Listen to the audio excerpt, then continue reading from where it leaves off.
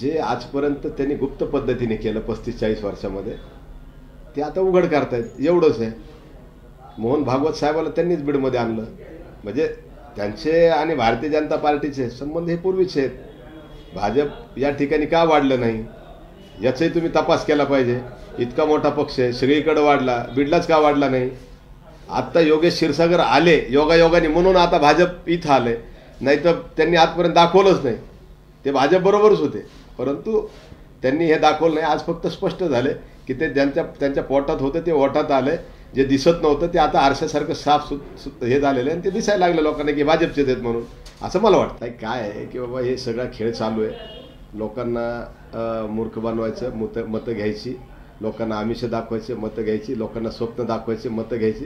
परंतु आता मतदार आणि विशेषतः बीडचा मतदार इतका हुशार आहे की सगळ्यांचं निश्चित ऐकणार, पण करणार मनाचं. त्याला जे निवडून द्यायचं ना ते निश्चित तुम्ही बघा, ते निवडून त्यालाच देईल जे त्याच्या मनामध्ये असेल. आणि त्याला वाटलं की हा चांगला माणूस आहे त्यालाच निवडून देणार.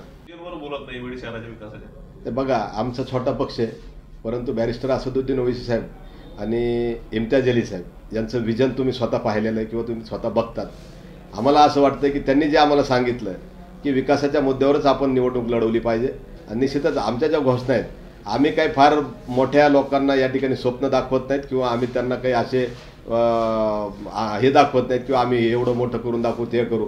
आम्ही फक्त लोकांना सांगतो आम्ही चांगले दर्जेदार रस्ते करू, चांगलं स्वच्छ पाणी जे तुम्हाला 15 दिवसाला स्वच्छसुद्धा मिळत नाही ते 3 दिवसाला स्वच्छ पाणी द्यायचा आमचा प्रयत्न असेल.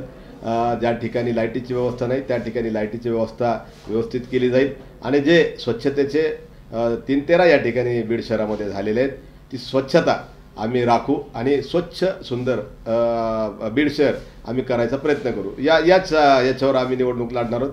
फार मोठे मुद्दे घेऊन आम्हाला काही निवडणूक लढवायचं नाही आहे. जे बेसिक मुद्दे आहेत, पायाभूत सुविधा, जे मूलभूत सुविधा देणारी जी संस्था आहे तेवढंच आम्ही या ठिकाणी बोलू. बीड नगरपालिकेची रणधुमाळी सुरू झाली.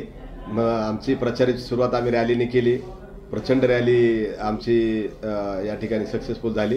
त्याच्यानंतर आमचे महाराष्ट्राचे नेते आणि महाराष्ट्राचे महासचिव ज्यांच्याकडे सर्व निवडणुकीचे सूत्र आहेत ते समीर साजिद बिल्डर साहेब या ठिकाणी प्रचाराला आले होते. त्यांनी या ठिकाणी 2 रॅल्या आणि 2 सभा केल्या.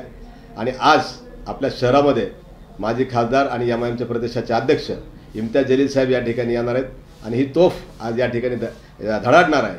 आणि निश्चितच उद्या, परवा आणि तेरवा अशा 3 दिवसामध्ये असद ओवैसी साहेब, माजिद हुसेन साहेब जे हैदराबादचे आमदार आहेत ते सुद्धा या ठिकाणी येणार आहेत. आमचे अख्तरुल इमान साहेब बिहारचे आमदार आहेत. मुफ्ती इस्माईल साहेब या ठिकाणी मालेगावचे आमदार आहेत, ते सुद्धा या ठिकाणी येणार आहेत. आणि या मोठ्या लोकांच्या सभा या बीड शहरामध्ये होणार आहेत.